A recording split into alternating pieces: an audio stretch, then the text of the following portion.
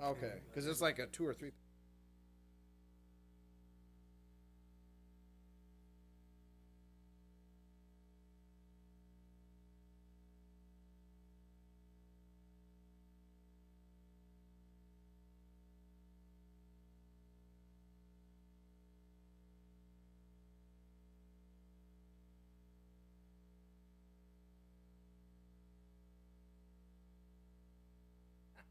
Well, that's true of anywhere. I might.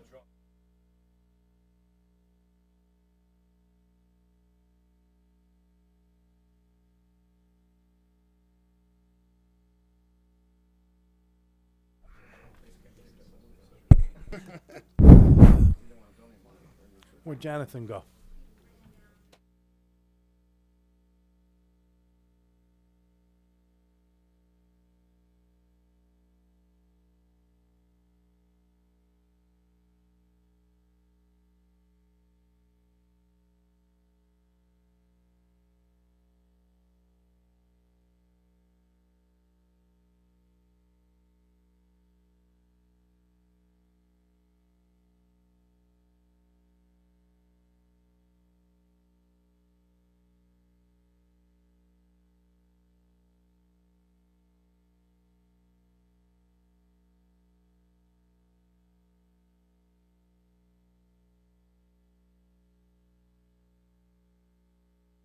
Pain doing your taxes where you gotta, I don't know how you ever set up and not taking anything out of it, you know? All set, Jonathan?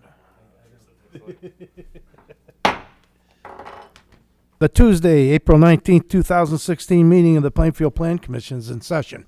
All rise for the Pledge of Allegiance. I pledge allegiance to the flag of the United States of America and to the republic for which it stands, one nation, under God, indivisible, with liberty and justice for all. Thank you. May we have a roll call, please? Commissioner Segerbrook, Here. Commissioner Renzi, Here. Commissioner Kiefer, Here. Commissioner Heinen, Here. Commissioner Green, Chairman Subkoviak, Here. Park District, School District, Fire District, Library District. Thank you.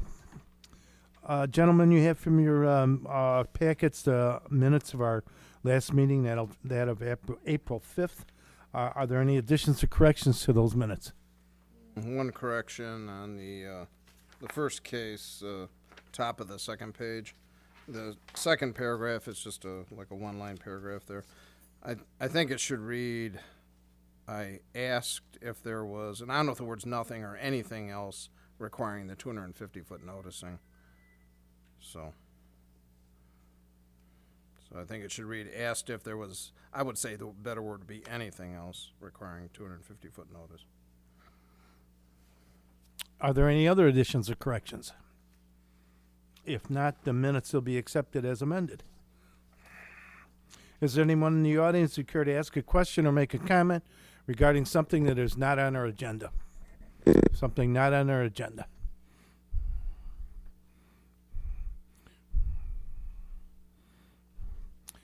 Please identify yourself for the record, Bill. Bill Lamb, Plainfield citizen. I'm a loyal member of your public. I'm not speaking as a trustee. I'll speak that way next week. But I wanted to compliment the chairman. He served as chairman of the Village Plans Commission for the last 29 years, serving a total of 31 years. His expertise and experience have been invaluable as Plainfield recovered from the tornado in 1990, which led almost immediately to a sustained period of explosive growth. At one point in the last decade, we were the 5th fastest growing town in the United States. The Plan Commission had to process all of this growth, and they, along with the village planners, did so well that Plainfield is widely recognized as an example of how to plan for a municipality's future. Jim was also heavily involved in the creation of the village's comprehensive plan in 2005, comprehensive plan update in 2013, and back in 2003, he was a major contributor in the village's effort to review and completely update the zoning ordinance, which is where I first had the pleasure of working with Jim. Jim's leadership, expertise, and experience are going to be sorely missed after his last meeting of chairman nominally tonight on April 19th. However, we will all continue to enjoy the benefits of his contributions to the village of Plainfield for many years to come. So, thank you. Thank you.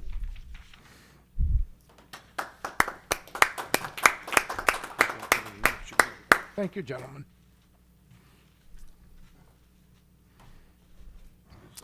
Please state your name for the record. James Rasich, R-A-C-I-C-H, a resident of the village of Plainfield.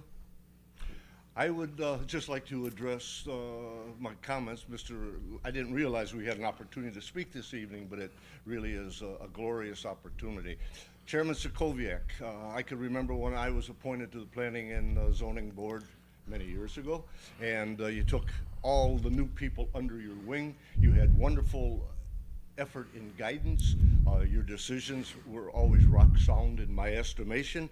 I found no flaw in basically whatever you did, not only in dealing with the individuals on the Planning and Zoning Board, the members, the commissioners, but the general staff in the village of Plainfield, and any citizen, any resident that came before this Planning and Zoning Board. You accorded them all the respect that they deserved. No one was ever diminished by you. The board was stronger. The village of Plainfield was made stronger. And I would just like to say, of all the individuals, and I tried to think on the way over here and during the day, how many individuals left the Planning and Zoning Board, were elected to the village board, and elected to other offices in our community. I think part of it is due to the guidance that you gave them, male and female, because there were female trustees that ran and did also, and just simply your exemplary example. It was marvelous for all of us. And I came here this evening just to make sure that I said thank you for your 30 years of service, and also thank you for your guidance, and thank you for being yourself. We have a needlepoint that was given to us. Are you ready for this? I got married 52 years ago. 52 years ago for my wife. It's probably 110 for her, 52 for me. But anyway, there in the needlepoint it says, God's gift to you is who you are. Your gift to God is what you make of yourself. And with the deepest sincerity from my heart, I truly feel that you have made yourself a very valuable source, a resource that no one will ever forget. And again, thank you for your service. I appreciate it. Thank you, Jim. Surely. Okay. Is there anyone else who would care to ask a question or make a comment? Okay. Moving into the agenda, development report. Staff? Thank you, Mr. Chairman. The Village Board did consider two cases last night that were recently before the Plan Commission. The first case was the the small site plan review for the proposed structure on Fox River Street, 3-unit structure. No action was taken on that case. It failed for a lack of a second to the motion. So staff will continue to work with the applicant and address potentially any questions or concerns that make it premature for the Village Board to take action on that case at this time. The board did direct the attorney to prepare the ordinance for the text amendment relating to the noticing change, so that the historic district and historic landmark noticing will be consistent with all other public noticing requirements in the zoning code. Regarding the building on Fox River, were there some specific concerns that were voiced? There was not a detailed discussion, but staff is aware of some considerations that may be loose ends that merit further coordination. Okay.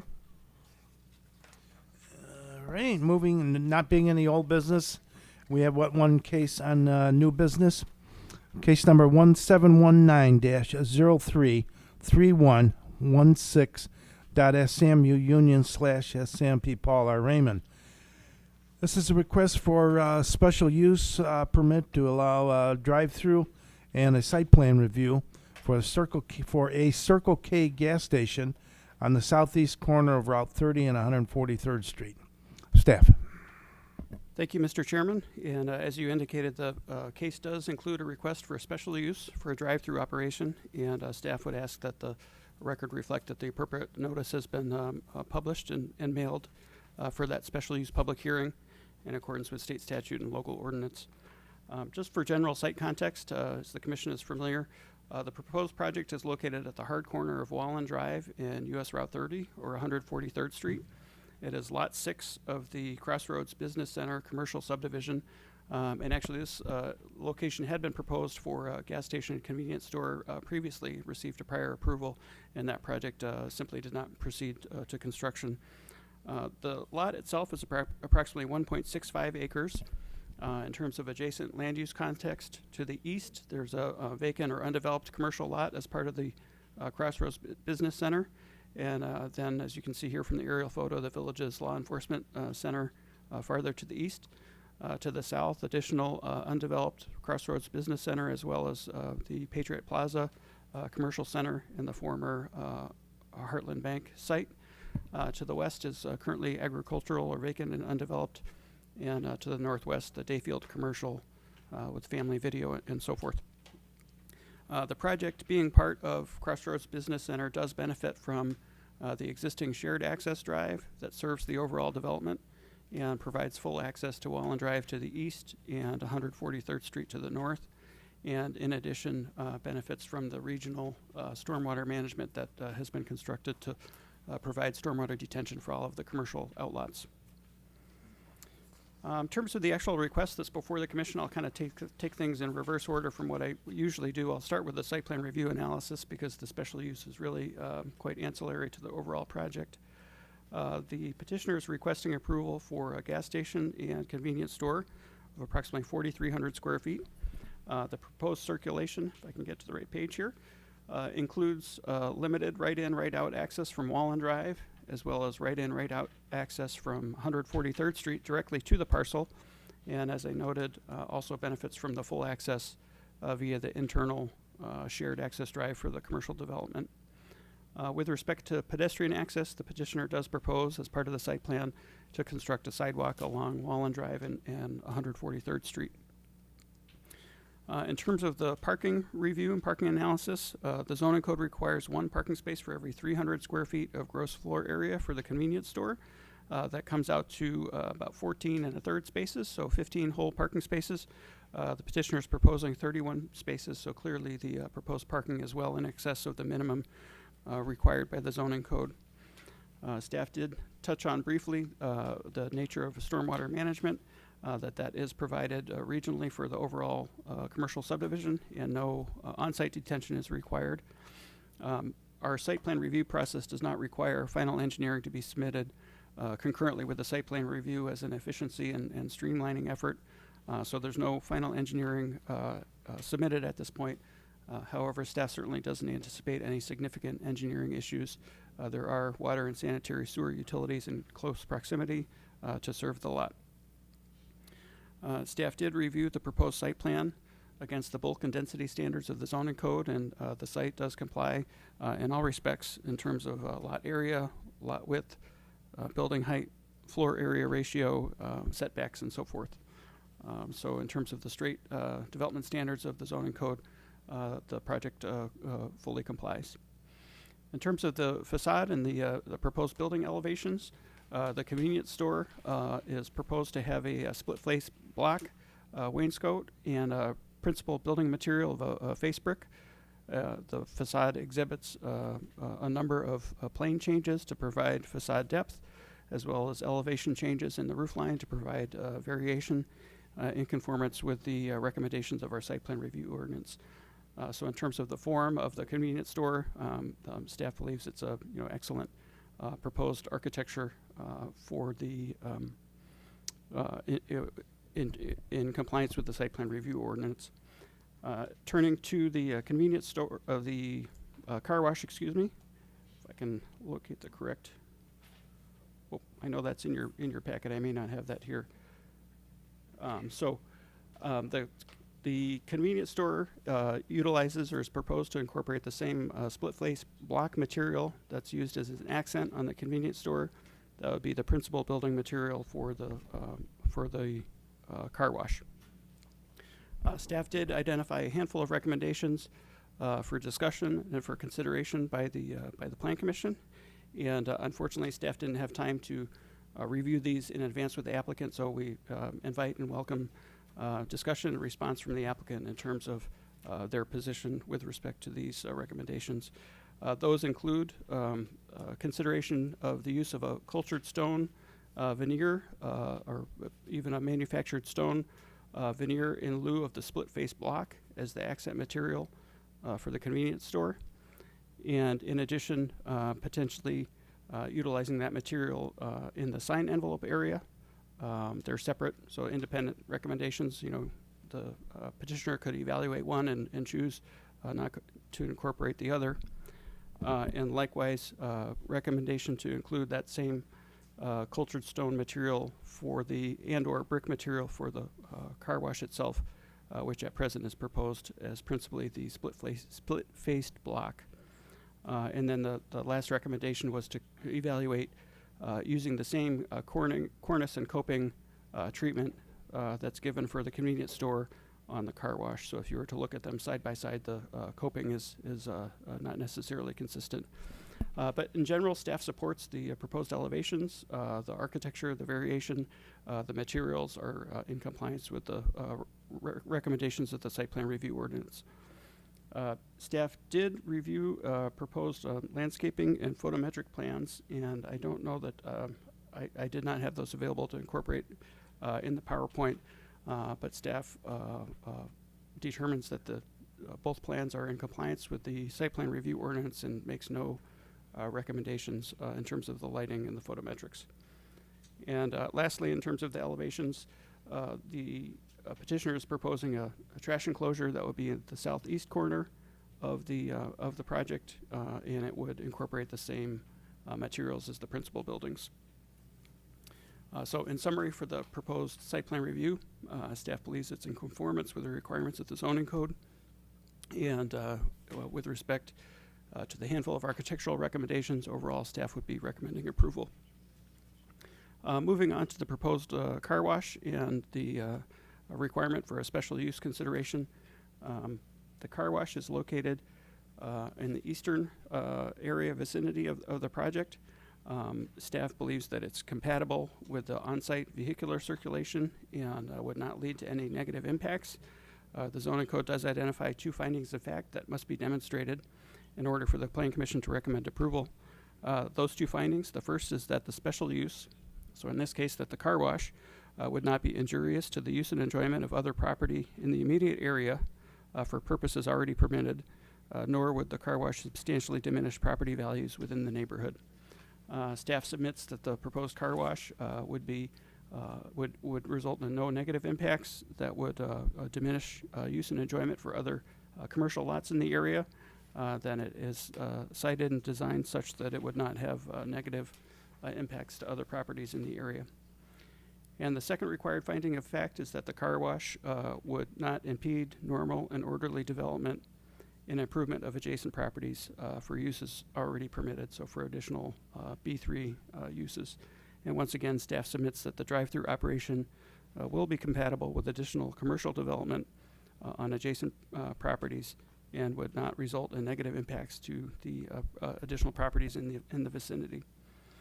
So in conclusion, staff believes that the proposed convenience store, gas station, and car wash comply with the requirements of the site plan review ordinance.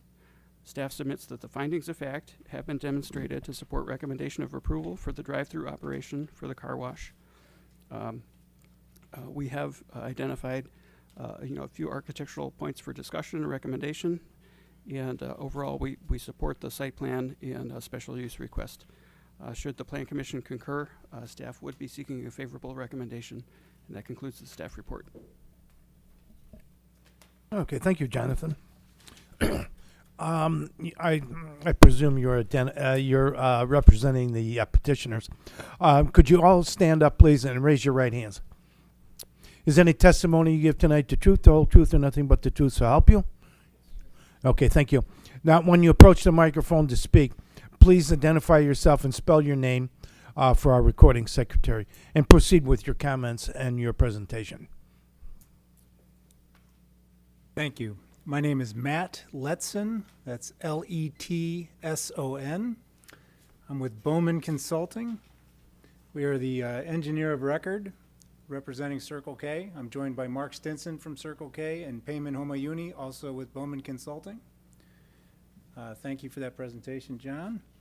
So I believe you all have the packet, so I'll kind of run through. A lot of the points are similar to what John just covered, but I'd be happy to answer any questions along the way. As John mentioned, the site is located at the southeast corner of 143rd Street and Wallen Drive. Similar aerial to what John had just shown. Payman, could you point out the stormwater detention facility? Just that is the stormwater detention facility that was developed to serve the entire site, all the commercial outlets, just in terms of context. This is the topographic survey and boundary survey that we had done to identify all the on-site easements and existing utilities, as well as the topographic information as our basis for design. This is our concept site plan.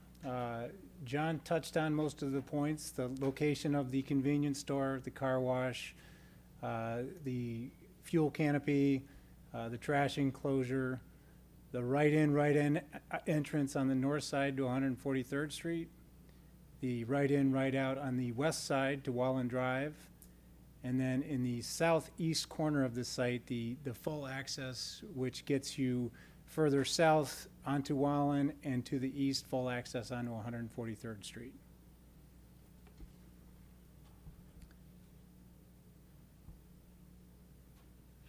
This is a truck turning template to demonstrate the fuel truck.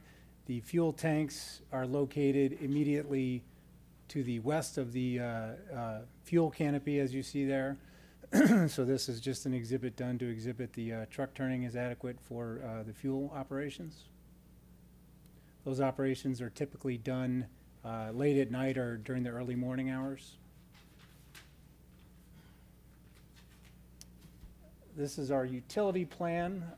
We've got our water service connections are on the south side of 143rd Street. There is a sanitary sewer running along the east property line that discharges to 143rd Street that we'll be tying into. And the stormwater discharge, as I mentioned on the earlier aerial exhibit, goes to an existing detention pond that is located southeast of the site.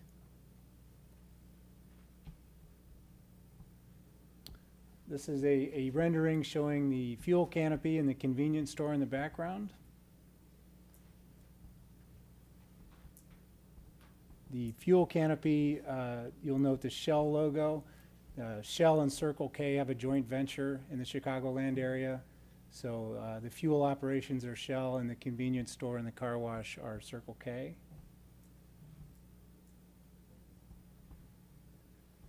These are elevations of the car wash. The signage on the car wash is non-illuminated. If I could back up, the signage that you see on the convenience store is LED backlit.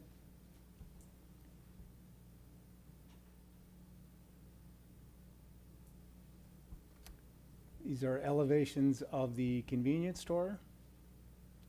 There is the front signage, and there is signage on each of the two sides, no rear signage. These are the rear elevations and the other side, which is identical.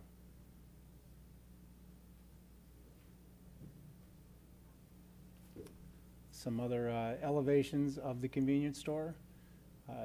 John had mentioned the CMU and the brick veneer, as you see here.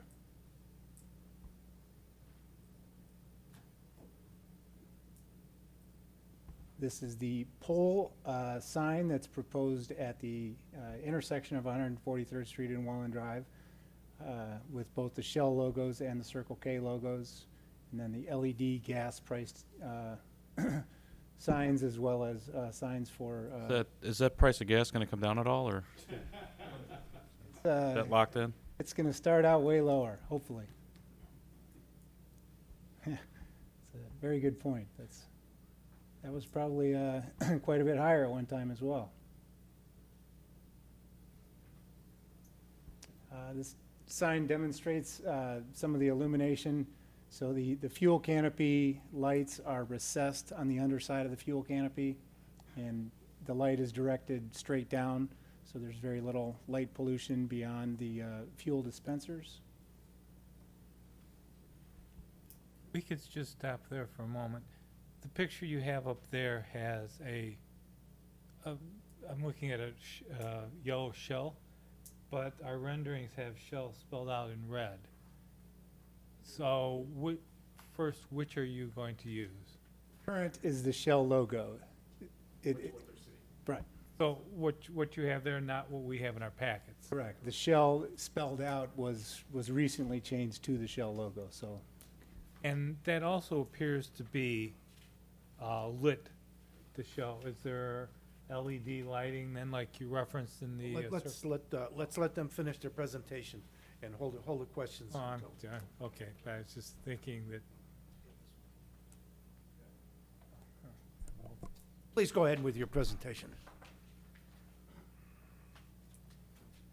This is just another picture of a similar fuel dispenser and fuel canopy.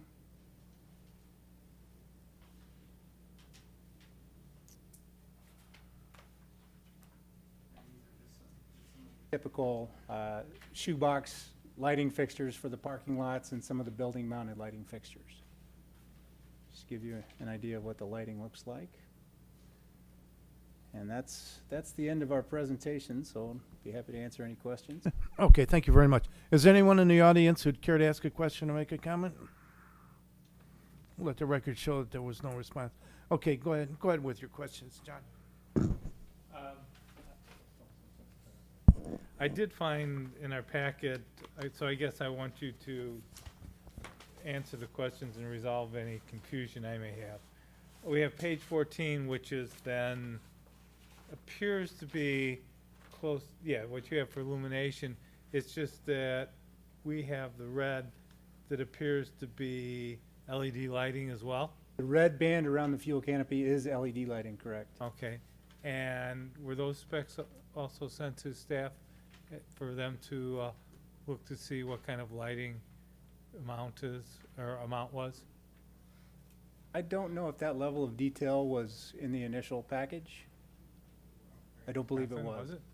I think the canopy lighting is fairly consistent with, we have a few other Shell operators in town. One is, I believe, a Circle K, and a few that aren't affiliated with Circle K, but generally consistent. I think the light intensity from that nature of lighting doesn't really register significantly on the threshold for a photometric evaluation. And are we talking about, because again, this drawing, it appears that yellow is the dominant, and the fixture that you have, or the picture you have up, appears to be red be the dominant with the LED. So is that what you're going with, the dominant red with the LED? Yes, the yellow band is larger, but the red band is illuminated. And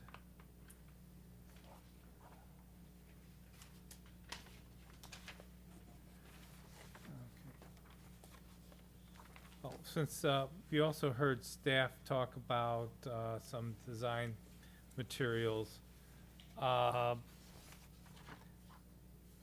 what's your position on the replacement with cultured stone veneer for the We- various things? We've passed these recommendations along to our architect and Okay. asked them to price out the differences. And unfortunately, we didn't get that information back prior to this meeting. So request that we were able to follow up on addressing those 5 bullet points subsequent to the meeting.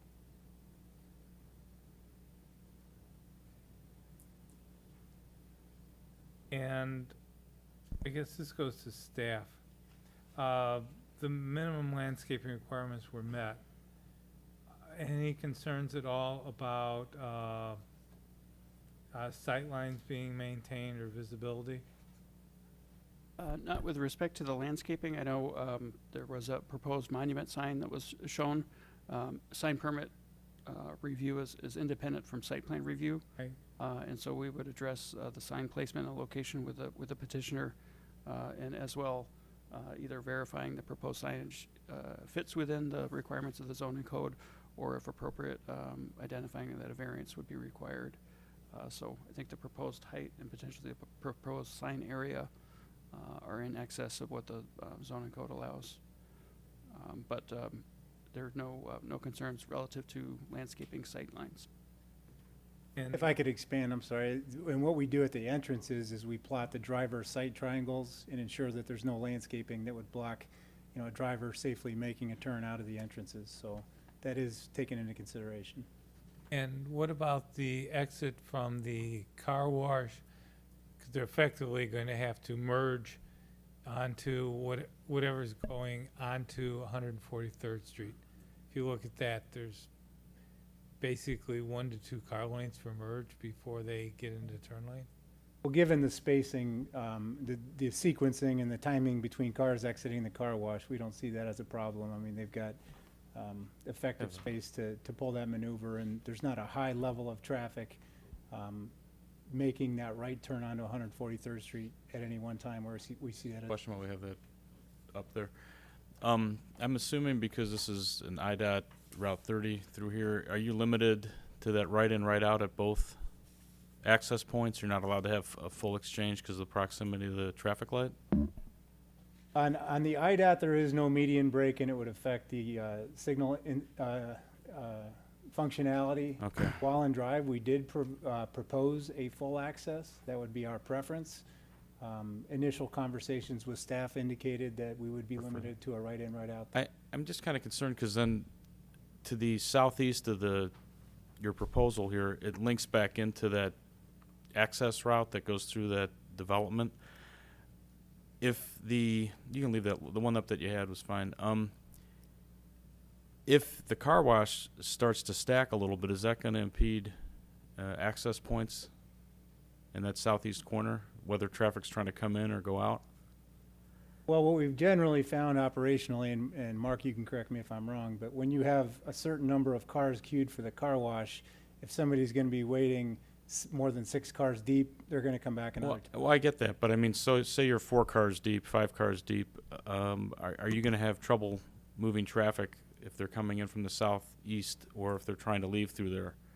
My point is, like, say someone goes in there and they want to head south on Wallen, they're going to have to use that access point. Right, so Oh. it's a two-way drive aisle, and there's room for 6+ cars queued up to go in the Okay. car wash.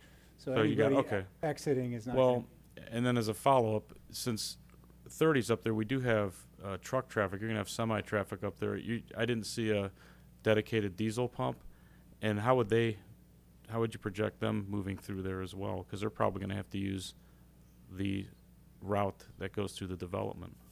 Well, both of the entrances for trucks turning right in, there is adequate room to make that maneuver. The fuel truck that we showed, the truck turning template, that would be the truck that would be accessing diesel. Yeah, and I think what your question is, are we gonna be able to fuel large semi-trucks Yes. and pumps? What we typically do, and again, I don't know if I need to reannounce myself or not, Mark Stinson with Circle K, I'm the real estate development manager. What we typically do is the outer pumps are set up for auto. For both of them. Sure, sorry.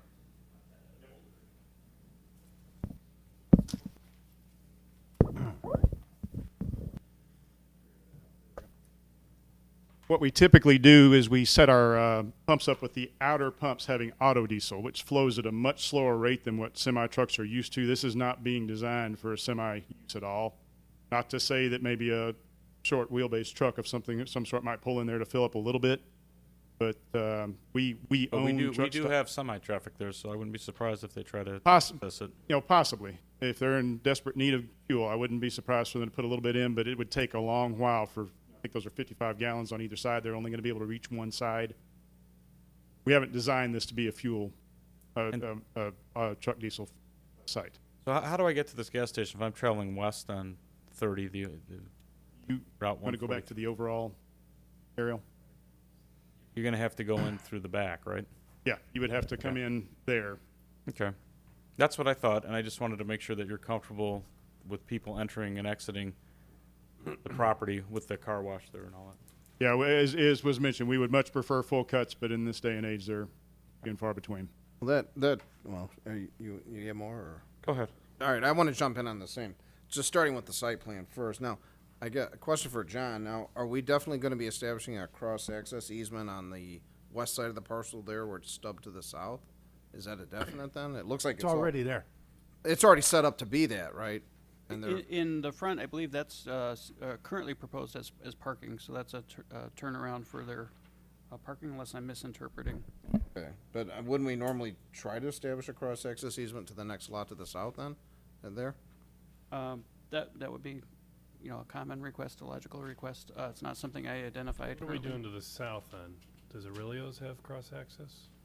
Well, there's a drive coming in off. Well, in it's a between. vacant lot I there know, now. but there's a bank in Aurelio's. Yeah, but they're on the other side of a drive. There is a drive entrance off of 30. There's two more vacant lots? Yeah. north of the- Right. Yeah, south there's of two this? more vacant lots. Right. Those are independent lots for what it's independent. worth, but So, I mean, that's one consideration, I guess, but, I mean, I have these same concerns about the southeast corner of the site, and, I mean, I don't think, we don't have a formal stacking requirement for car washes like we would for a drive. well, the drive-up. general standard for a drive-through is 5 feet. Whether it's a car wash or a drive-up window or whatever it is, right? Okay. It seems like there's a lot going on in that southeast corner of the site. I mean, to be honest, you're overparked. You're far in excess of what you need for parking, and you've got that row of 90-degree spaces where you're trying to do the air vacuum there. So those cars are going to have the need to back out into that two-way drive, and then, I mean, to be honest, by the time you stack 5 cars back from the car wash, I mean, you're into that two-way drive aisle coming in off the access street. And if somebody was at the car wash, or I mean, if somebody came in to fill up and decided they wanted to get a car wash, I don't see how they're actually going to they're almost going to have to go out into the access street and turn around and come back to get lined up. You know what I'm saying? I don't see how they make that movement to even get lined up on the car wash that way. I mean, I understand why the car wash is where it is, and obviously you want it coming out to the north so people can exit out and then they're going to be leaving the site. But yeah, The sequence is people drive up, you get the Right. gas, and you pay for your car wash usually at the pump, and then how are Right. you going to get back into that line? I mean, and while I appreciate the green space behind the building, I mean, what's the function of the green space behind the convenience store? I'm almost starting to wonder if we don't need just at least a limited, one-way drive aisle behind the convenience store to give somebody a way to come around to get lined up for the car wash. It's just there, and then I know you show an optional patio, which I don't know if that's a definite or not. I mean, it's just a paved area there, but.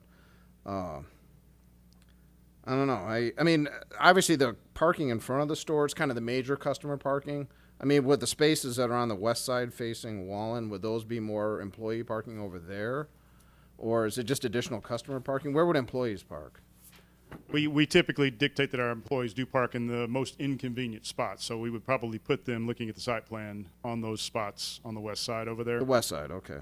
Yeah. I'm just looking at how, I mean, in other words, these parking spaces on the east side by the proposed patio, in essence, it's more like just a pull-in area to do your vacuuming and whatnot.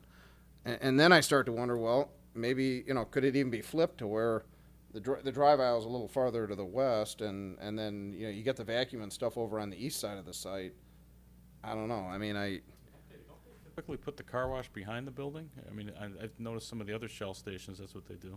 Yeah, we don't do that anymore. The car, that's a $500,000 investment right there, and you got to have it out where people can see it and know it's there. right. Um, I mean, You want them to be able to access it too, though. that's the problem. No, It's- no I think question. the access to it is the problem.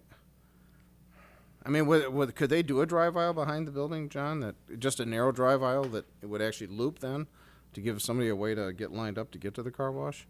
I think nothing from a zoning code standpoint would preclude that. I think the challenges with putting the car wash behind the building is, you got the yeah. 10, you got the 10 spots, Right. on the west side, and I don't know the dimension of that drive aisle. If that's 24 feet, that doesn't work. You almost need 3 lanes where the cars can, go around and still have two-way access for those spots too. I'm just thinking like a one-way, drive aisle from the west going behind the convenience store, so you could loop the site and come around and then get, because otherwise I don't see how you get to the car wash without driving out into this access road and doing a U-turn and coming back. Well, that's what I'm starting to, yeah, and then they're gonna be blocking the customer spaces in front of the building if they do In the that. southeast access point. Right, right. So what's the reason for having the car wash? Is it for visibility? Yeah, Where position where it's at, yeah, Yeah. yeah, it's got to be out where people see it. It's a corporate edict for us now. It has to be out where people can see it. And is the majority of the traffic Route 30 then? The car counts that I've done, about 30 is certainly carrying the majority of traffic. Yes, we would anticipate that we would be getting the eastbound about 30 would be our regular customer. Because Wallen Drive, you don't really get exposure off Wallen Drive in the location where it's at right now. And I agree with Commissioner Segerbrush that, and Commissioner Kiefer, I mean, the location of the car wash from a access and logistics perspective is more challenging than putting it in the back of the building where you could have a drive-through and then just exit right out onto the ring road, so to speak, so. Yeah, I think the way we're seeing it is the vast majority of days of the year. We all know those Saturdays after it snowed and it's sunny is what you're thinking about. The vast majority of the days of the year, we'll have 1 or 2 cars in line there. The days of the year where it's backed up, we'd have to have 5 acres to contain everybody on our lot. People just kind of figure out how to do it. I experience it myself, and I usually come back at 9 or 10 o'clock at night to wash my car because I don't want to deal with it. Well, I mean, would you be open to entertain the idea of maybe just having a one-way, driveway behind the convenience store that Yeah. would enable someone to make a loop to come, maybe turn the dumpster enclosure the other direction and do One some way things there? concerns me because somebody coming down this road might think, hey, that's a shortcut to cut around on the west side of the property, and then we got 2 cars. Well, you'd have to have signage and everything, Yeah, yeah. so people would understand. Even Or, then, if it's- maybe even put a kind of a curve at the end, Right. a curved curb kind of a thing. Right. So it's very clear that it's just a one-way, a narrow, like a 12-foot wide or Yeah. just a, Just to follow up on that a little bit, these are 35-foot drive aisles, which 24-foot is standard for a parking lot. So we've got a lot of extra maneuverability. If you're fueling, we've got room to make this movement to queue up, again, with very wide drive aisles to accommodate all the way around. No, That's but where, it's that's that- where I think your queue line's gonna be, right Right. there. They're gonna come from the pumps, and then they're gonna block off oh, your customer parking in front, I or think. restrict, yeah, it's gonna, I think, restrict cars backing out of those parking spots, but also trying to get to that southeast corner to the ring road. I mean, if your convenience store building was pushed farther south to where you had more room in front, of course, you still got the parking there, but I don't know. There's just a lot of things going on there When that, you look at the shell at 119th and Route 59, I mean, what the commission is proposing is similar to the product that you have there, where you got the queuing in the back of the building, and logistically works better. I mean, I think these are valid concerns from an operational standpoint, and I understand your concern about the visibility, but you really got to make sure it works for you too. You haven't done a traffic or analysis on this, I've handicapped traffic out there. I don't have okay? But you haven't had an expert. No, we haven't had traffic. No, that I was not think a it's requirement. probably worthwhile for a traffic engineer to kind of take a look at this and see if there's a better solution to what you got here, because, I mean, we're trying to look out for you too. I understand your concern about visibility, but we want to make sure you're successful.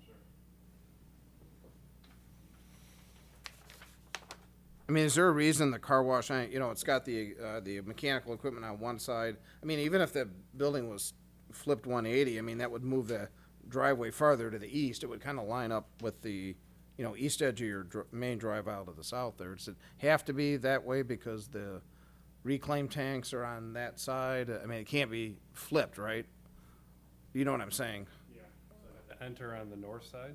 No, I'm just saying, you notice the little drive is on kind of the west edge of the building. If it was just on the east edge of the building, to where, instead of having that kind of a jog, if it was even lined up, it has to be laid out that way?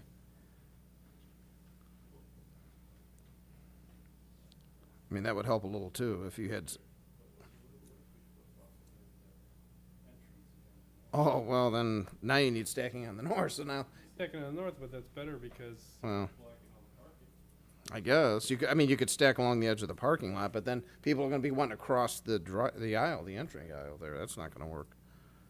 I think you're better off to keep it the way it is and work something else on it. So, what are we saying here, guys? You want to Are you saying that they should go back and redo this? I mean, what's No, staff's? I what's just the wanted to staff- see if they'd given some consideration to this and thought about how it's actually gonna work. Traffic moving in and out of there. I think you've got some things to play. I mean, again, you've got some parking you could give up. I mean, you don't need as much as you're showing.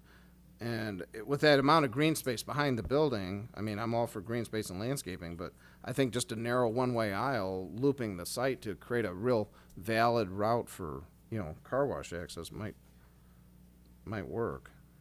Not sure where we would put the dumpster at that point either. Well, I think you'd have to maybe turn that a different direction. I mean, I see how you've got it lined up so a truck could back right into it, but I mean, I think, Well, that was actually going to be one of my comments, is the Yeah. location of where it is right now. I mean, for any cars that are going on that loop road, I mean, what they're doing is they're looking right into that trash enclosure, which right.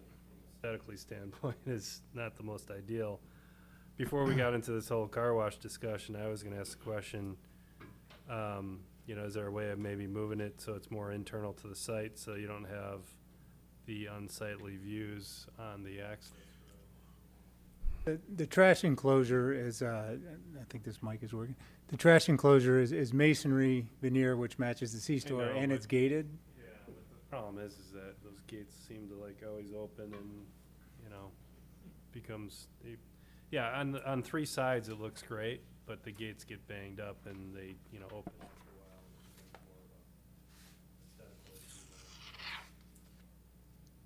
a while. It seems like all the discussion here is going towards the site plan. I had Is there any, are there any arguments against the, elevations. special use permit for drive-through? Well, not the drive-through itself. Okay, okay. Car wash, but Okay, so all of our efforts and all our discussion is concentrating on the site plan review. well, we should talk about the building elevations too a little bit. Now, I know staff's already made some suggestions on materials, and you said you're evaluating, and unfortunately, you're not done looking at it yet. So, I make a good point. You want the car wash out in a prominent location, not hidden behind the building. And the nice thing about a development like this, it's all being planned at the same time. I mean, it's not like an existing gas station where, now we're going to add a car wash. The car wash may look nothing like the gas station building. We actually have an opportunity to design it together to blend. And I think staff's made some very valid comments about, I think the appearance of the car wash building really needs to be upgraded to blend more with the convenience store. Now, whether ultimately it stays, split face CMU or cultured stone, I think it's not unreasonable to ask to add some brick to the car wash and maybe change the coping design so that they blend together a whole lot more than I think they are right now. If it was hidden behind the building, it'd be one thing, but you're right, it's out in a prominent location. I would think you'd want to have that car wash building as, attractive looking as possible. And also designed together to match, because you're doing the whole development at once. So I think staff's made some very valid points there too.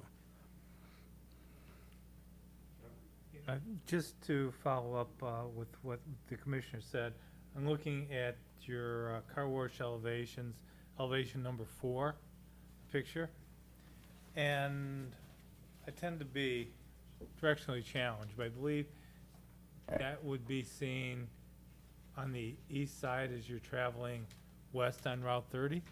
Correct. And just look at that. Since this is going to be basically you want to come forward, be the jewel of your site, that doesn't look like much of a jewel.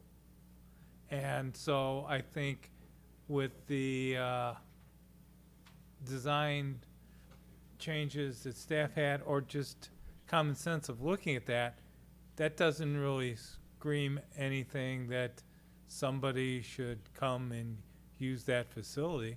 There's nothing that really calls attention to that, other than it's if you read it, it says car wash. That's it. There's no windows. There's no nothing that really stands out. There's nothing that draws your attention or anything like that to it, or moves your eyes or anything. So I think staff's point with that is well taken, and I understand where you are with that, but I wanted to echo what Commissioner Segerbrook said. I just really don't think that's really to be out in a prominent spot. It doesn't look like a prominent design because basically we've had back of stores that we've said that's not good enough. And back of stores are in the back of lots. This one is in a prominent place. We will certainly take a look at that. There will also be landscaping along that edge, which will soften it up as well. Well, from what I'm hearing from my fellow commissioners, this is not ready to move forward without some more work. I had one more question for John. Correct me if I'm wrong, that now the signage, I can never remember. Since it's being presented as part of the package, are we allowed to comment on the monument sign, the site sign, or is that separate? Certainly you can comment, but there's no approval granted. As part of this this, process. right, okay. So, I mean, just looking at that monument sign, and again, I'd have to pull out my notes. I mean, I know we reworked our signage regs just recently, I believe, but I think Well- that sign is far in excess of height and of what we were thinking about and talking about in terms of, I mean, it's a much taller, you know, I'm thinking we're talking about something a little more linear and, you know, not a tall monument sign like that.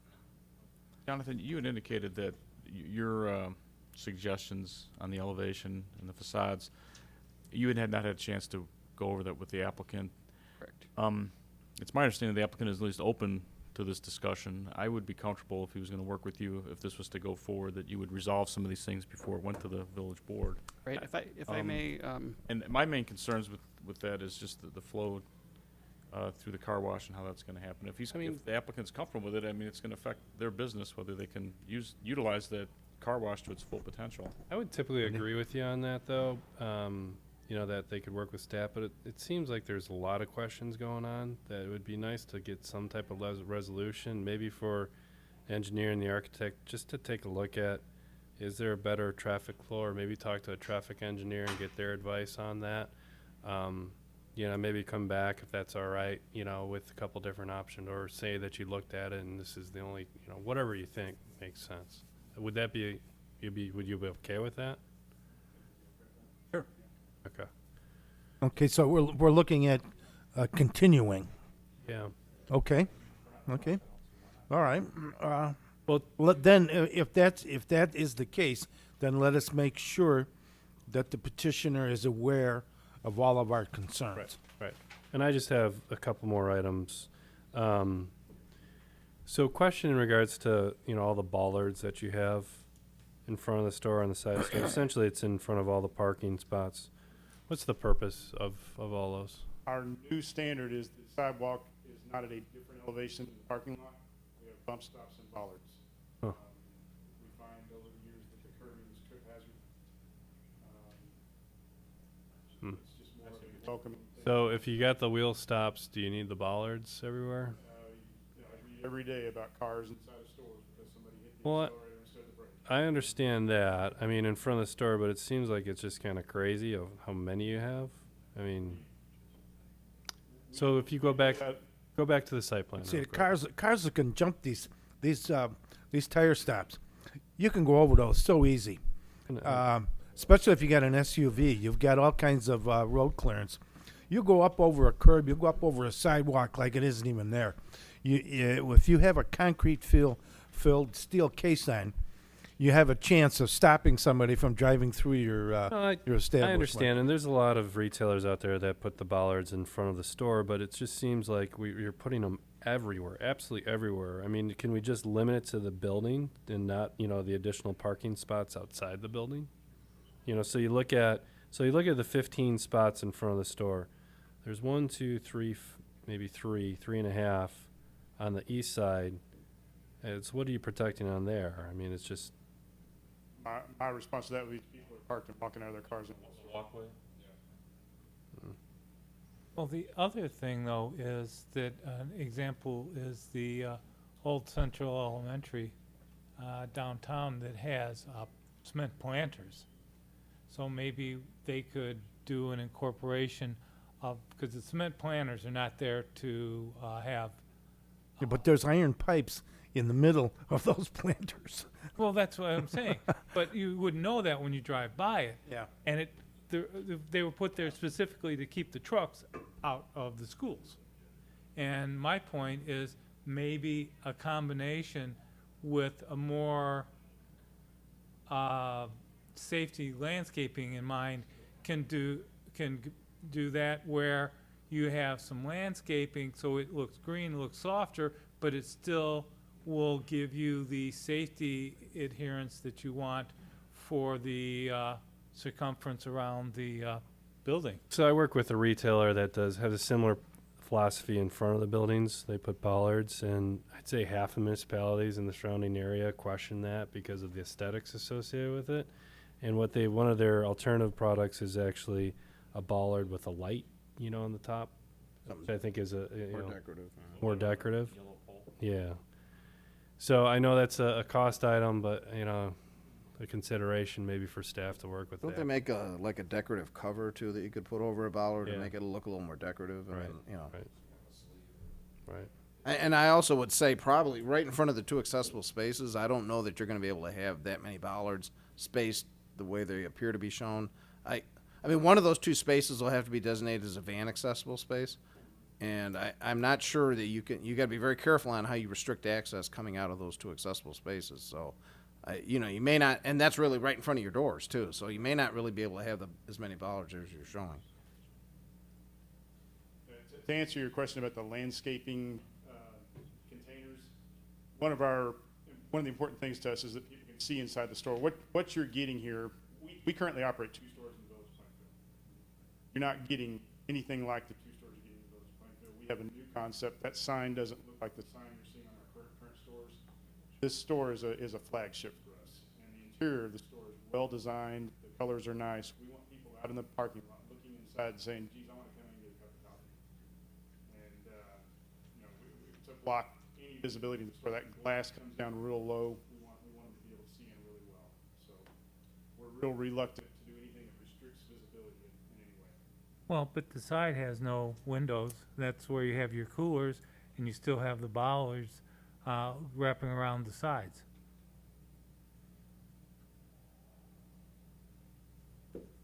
Okay, guys, let's make a list of our concerns that we would want staff and the petitioner to discuss and to come to an agreement on. So far, I've got circulation pattern and car wash stacking. What are the other concerns that we wish to see addressed? Location of trash enclosure. Trash enclosure location.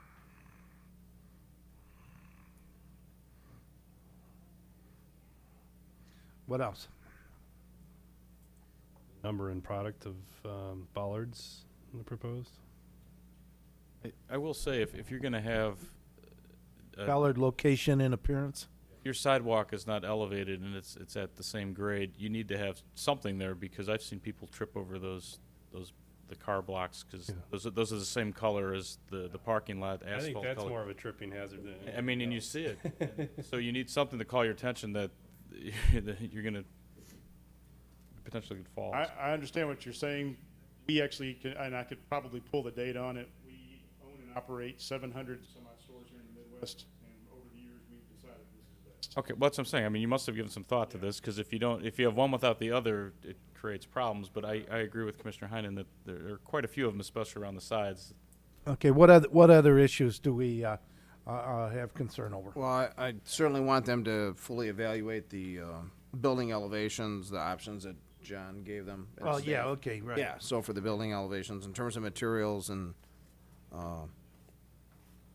especially on the car wash building, I think. I mean, the convenience store building, I think, other than the question of whether it's gonna be CMU or stone, and then what the sign Okay, fascia let me go material. through my list Right. again.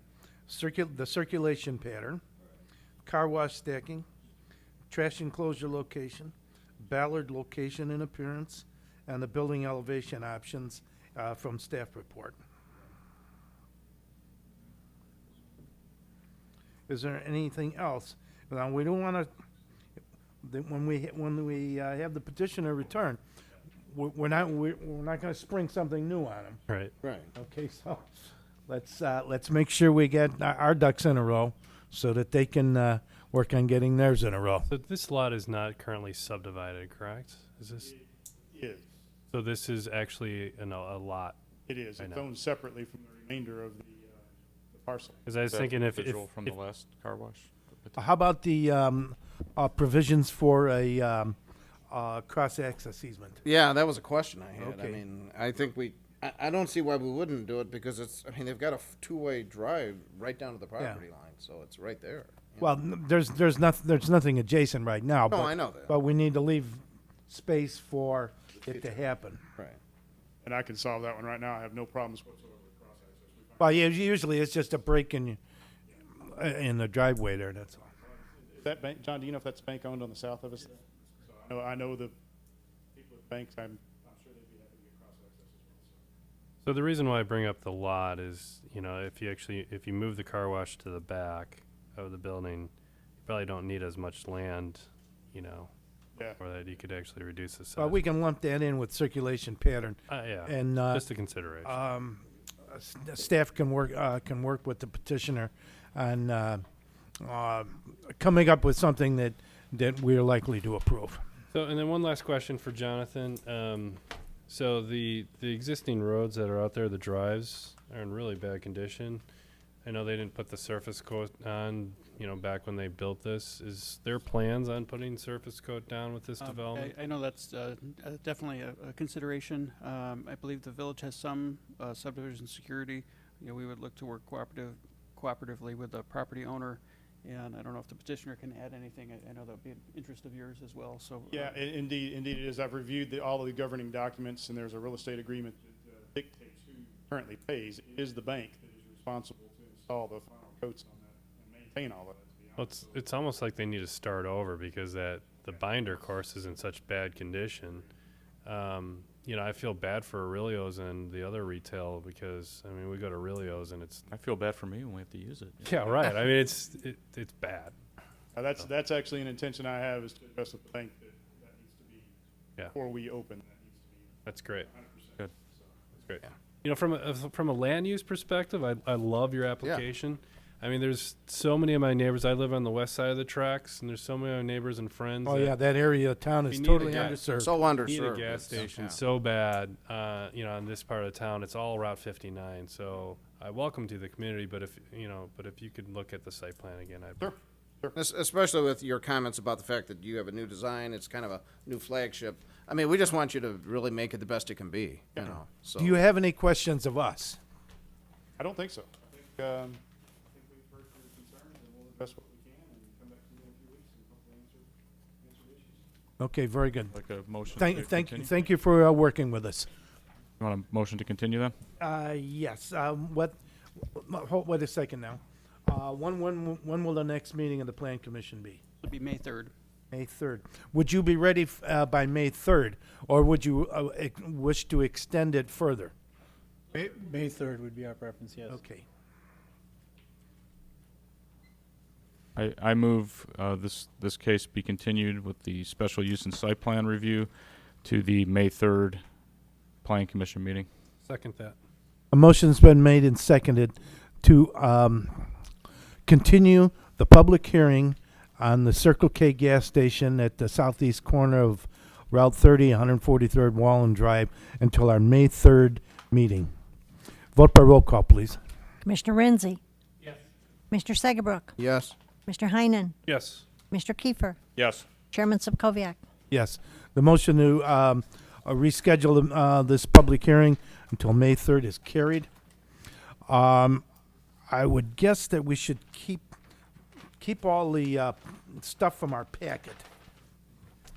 If nothing else, just for comparative reasons, comparative purposes. Sounds good. Okay? I'd like to echo some of the kind comments we've heard earlier tonight about Chairman Skoviak. I want to thank him. When I first started on this commission, he was very welcoming, very much a mentor, very much someone who provided guidance and help in getting me acclimated to this process. He's been a real pleasure to work with and sit by these last several years, and I, for one, am going to miss him and his leadership, and I want to thank you very much. Well, thank you. Thank you, guys. It's been I mean, I shouldn't say it's been fun. It's been very interesting. I met a lot of good people. Come on, it's been fun Worked with with us. a lot of guys. And, we've had our differences at times, but we all work together for the common good. Ed? You Yeah, want I to say think something? so Go ahead. too. I was just gonna say that the one thing that has always marked, is the respect, whether it was to staff, applicants, or people from the audience. And Lord knows my patience, so I learned a lot from you for that. And Well, thank you. I do appreciate that, and, helped, at least me, probably everybody else I've been sitting here, find their voices too, as to what they can bring to the table to help people. And that's really what it's always been about here at the Planning Commission, to help people, whether it be staff or the applicants, or just simply the people in the audience. And I think that was really the nicest thing that you, memory and the legacy is the fact that we want to help everybody. So I appreciate So it. the one Thank you. thing, the one thing I'm gonna miss the most is, you know, the history that you provide. You know, like, in 30 years, long time. I got a not good only, memory. Not only to be on a plan commission, but actually to be in Plainfield. You probably can't find a whole lot of people that have been here for 30 years. Oh, no, actually, I've been here a lot longer than that. Well, yeah, minimum 30 years, I guess. Oh, yeah, about So I appreciate the 45, perspective that about you. 45 years. Yeah, so I appreciate the perspective that you brought to this commission in regards to the history, and we're definitely going to miss that. So Well, thank you, guys. Well, I'm not gone yet, Doc. Right. I told the mayor I'd serve until replaced, so. Well, let me say, and you're right, 30 years. I mean, ironically, I mean, of everybody on here, I'm the only commissioner that's a repeat. It's actually twice, sort of, but and I who mean, invited you back, anyways? what's that? That was it. You did. That was the second time, but the first time, I mean, I went on the commission in 2001, so it was actually 15 years ago, and the village was very different back then, and it was one of those things where it was a real sudden thing. I was asked to, you know, and I agreed to do it, and it was. We talked about that explosive growth. I mean, 2001, 2002. I mean, every major retail development we have just about happened in that year and a half time period. And my daughter was only one at the time. I really got in over my head, and yeah, Grand Park, and I mean, to be honest, I felt really when I asked to resign because I just couldn't do it anymore with the time. I felt really guilty, you know, that I couldn't, and we were working on the comp plan even back at that time, and but. I always respected Jim's leadership so much that when I thought about coming back on, I said, you know, hey, I'm not even thinking twice about it. You know, I'd be happy to go back on again. You know, and so coming back on a second time, and now obviously a little bit slower pace, but seeing, you know, how his leadership's changed over the years with different commissioners and everything else, and working with the public. I mean, it was one of the best decisions I've ever made coming back. So. Plus, every time I meet Jim in the grocery store, we always have something to talk about. And it seems like we meet in the grocery store practically every time I'm in there. So, Mr. Chairman, any idea how many commissioners came and gone in your tenure? No, it's been a large number. Or a number? I'm number No, actually, 142. You guys, my dream team, you've been here the longest. If, Well, like you said, it's been a pattern. A lot of them have gone on to village board. Well, several of them, like Jim Rassich back there, Yeah. jump ship. So, and if, was Commissioner Ratchet's the toughest one on the committee to contain? No. Mr. Chairman, if I may as well, Yes, I know go ahead. we had several trustees individually address you and thank you, and I know the village board, the mayor and the board would like to recognize you more formally at an upcoming meeting. We've heard from your fellow commissioners thanking you, and Mayor Lee and I also wanted to take an opportunity briefly. So if you can indulge us for just a moment, we prepared, or Mayor Lee prepared, presentation to kind of just give a quick tour de force of Jim Subkowiak, 31 years of service in the Plan Commission. So thanks to Mayor Lee very much for putting this together. And Mayor Lee's been with you for 20 of those years at least, right? Yeah. So longer than any planner. So it's really amazing to think, if you think back to the village of Plainfield, back in the early 90s, just how we were concentrated down really in the heart of downtown, and through time as those subdivisions came in and were considered before the village board and the plan commission as the community grew. You can see here in 2005 we've kind of got the north and the south up to the present. really that 21, 22 square miles of the village of Plainfield, what that looks like in the built environment. And I would venture a guess that all of the members on the commission live in a home that was probably reviewed by you and your fellow commissioners at the time, myself as well. So, you know, innovative land use concepts such as the roundabout we have at Creekside and Springbank. Even the villas at Fox Run, which I know is a challenging project in its own right, but excellent examples. What that growth looks like, you know, 4,500 people back in 1990, up to 42,000 today. So those approximately 38,000 homes were all came through the Plan Commission and reviewed and approved in some form or fashion. You know, the list of subdivisions is extensive. I did invite some comments from some of the folks you worked with, and I'll read this just very briefly. This is from John Philipchuk, who maybe is the one who appeared before you most often. Oh, yeah, I used to kid him about getting him his own parking space out here. Reserved parking spot. So just very briefly, John indicates that planning a community is no easy task, and some individuals have the vision, dedication, and leadership to do it, but only a few have done it with the flair, concern, and pride that you have exhibited during the past 30-plus years. Plainfield has become a much sought-after community in which to live by thousands of people during your tenure on the Planning Commission. You rightfully should be very proud. It has been a pleasure working with you, the Commission, and the development community throughout those many years. All the best to you in your future endeavors, Jim, and thanks for the memories. Residential is not the only aspect that Jim's leadership has touched and helped shape. Obviously, we have just about every big box store that a resident could hope or expect to have. You know, our Jewel, Walmart, Target, Meijer, Menards, Kohl's, you know, what was originally Barnes & Noble, now Ross. On the medical side of things, we're well on our way to having a full-fledged hospital campus with an freestanding emergency center, cancer center, dialysis treatment. Again, another message here just briefly from Michael Garrigan. Jim, I wanted to take this opportunity to thank you for your dedication and commitment to the village of Plainfield over 20 years plus. Your dedication to the village and inherent fairness as chairman are reflected in the deep respect that the development community and staff have for you. The village of Plainfield has changed dramatically during your tenure and clearly for the better. You should be very proud of your work in this community and the steadfast guidance you have provided to the Planning Commission over the years. During these spring days, it is my hope that you realize a sense of accomplishment and pride as you drive around town and see all the new neighborhoods, boulevards, parks, and young families who call Plainfield home. And he goes on to say, on a personal note, I would like to thank you for all the support and kindness you have shown me over the years. As well, we have extensive industrial development that benefits the village in terms of employment opportunities and substantial assistance to our tax base. Logoplasty, Fox Valley Press. We've got multifamily housing, apartment developments. In Jim's tenure, we've seen our new Village Hall here, a new and modern public works facility and a law enforcement facility that will serve the community for generations. Settlers Park, additional restaurants and retail opportunities.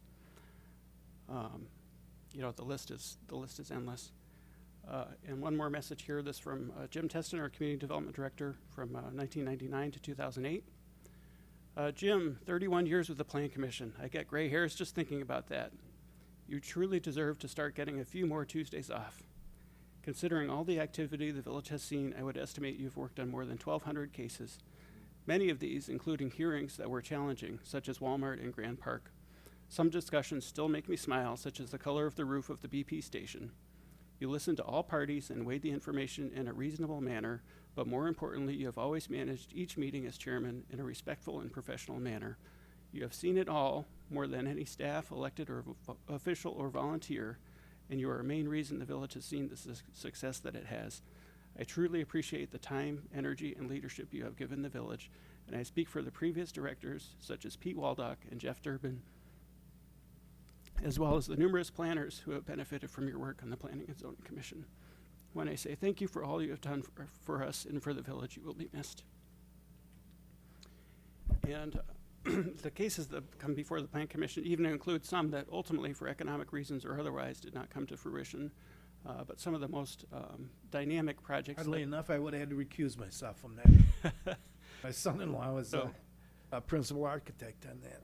So, yeah, some of the most dynamic projects include the shops at the Polo Club and Grand Park South, which in all likelihood will be the largest project ever proposed in the village. So, this is just an indication. Minutes from the Grand Park South hearings concluded at 12:09 a.m., and that by no means was the latest meeting for those public hearings that were held. And as we've heard from many people tonight, Jim's leadership has benefited us all through staff development, developing our elected officials who initially served as members of the Plan Commission, and we certainly thank you for that. So I'll conclude with my own comments to indicate that, excuse me. Jim, you have been the ideal chairman of the Plan Commission and Zoning Board of Appeals. Your tenure is reflected in your leadership as chairman, marked by your respect, inclusion, diligence, deference, fairness, patience, ethics, and order. In each case, nearly 1,600, and I actually note this, our case number tonight was case number 1719, and the case number when Jim first came on board was 139, so almost 1,600 cases. You have applied these characteristics to achieve a recommendation that serves the best interests of the village of Plainfield. You have exemplified the role of chairman and plan commissioner with the highest degree of skill and honor. We, Plainfield residents, past, present, and future, as well as staff and elected officials, are grateful recipients for all 3 decades of your service. Thank you for all your dedication and efforts. Excuse me. And on this beautiful spring day with the trees still in bloom, when the village perhaps looks its best, it's my privilege to say one last time, thank you, Mr. Chairman. Well, thank you, Jonathan. And Barely does have a small token of our appreciation as well. So if you would. Well, I want to thank all the guys that I've worked with, guys and gals. There's been several ladies on the commission.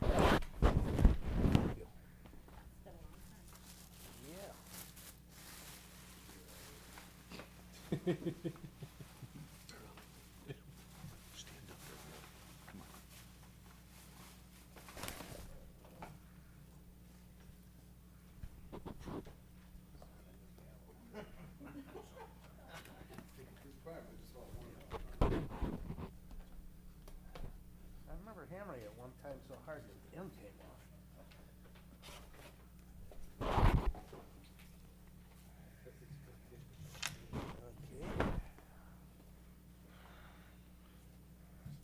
The idea is to do this. There we go.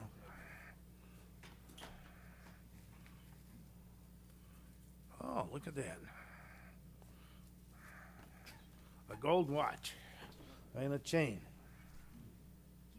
Keep going. Guess that's a big box for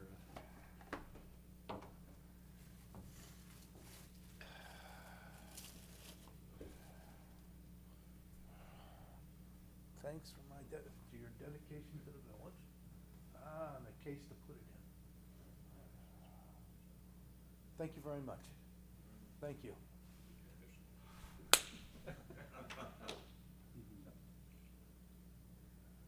Thank you very much. Thank you very much.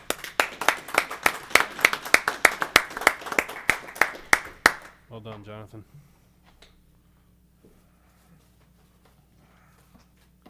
Wow, this is really wonderful.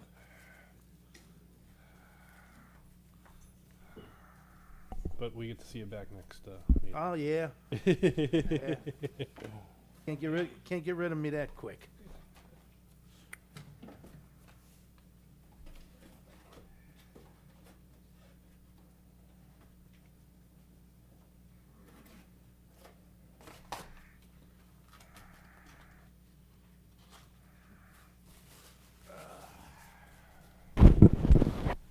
So, does anybody else have anything for the good of the cause?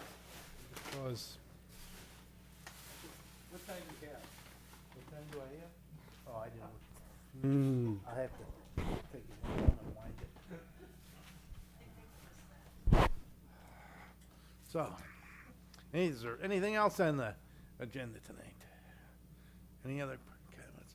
Well, again, I want to thank everybody for their dedication and their hard work and their commitment. Have a good weekend, weekend, and we'll see you next time.